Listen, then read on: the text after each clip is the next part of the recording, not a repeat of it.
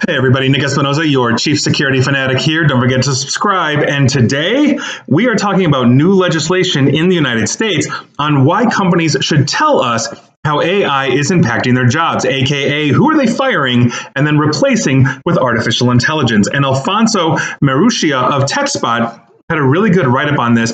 And if you didn't know, the U.S. Senate recently introduced a bill aimed at revealing the real impact on layoffs and job losses that AI would have. Now, the sponsors are Senator Josh Hawley, Republican, and Senator Mark Warner, Democrat, and they hope the legislation will essentially transform how organizations are reporting workforce reduction. So, this is a bipartisan bill. It has bipartisan backing, and so it actually has some chance of passing Congress. As I've talked about before, at the moment, the House and the Senate can't get together and vote on what to have for lunch, let alone pass actual meaningful legislation on privacy and everything else that we need. So this is the AI-related Jobs Impact Clarity Act. This would require federal agencies and major U.S. companies to submit detailed reports on AI-related layoffs. Organizations must provide quarterly updates on how generative AI and other AI technologies are affecting jobs, including layoffs and other forms of workforce displacement.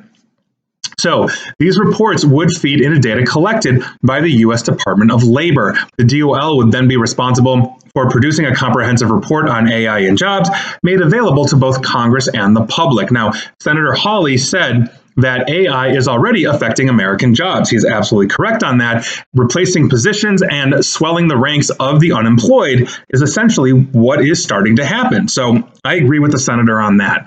Now, experts warn that basically technology could push unemployment rates anywhere from 10 to 20% within 5 years. And at the speed of AI, it could even be quicker.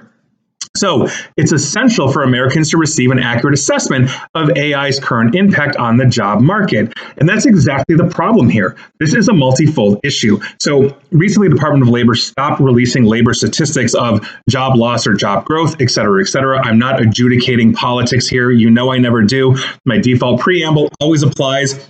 Cybersecurity is agnostic to politics, but we're not immune from it. But if they're getting data and they're not putting it out, that's a problem. But I think the real issue for me here, and for the record, it's not about corporate accountability per se. It's about understanding the overall societal issues of artificial intelligence displacing human workers.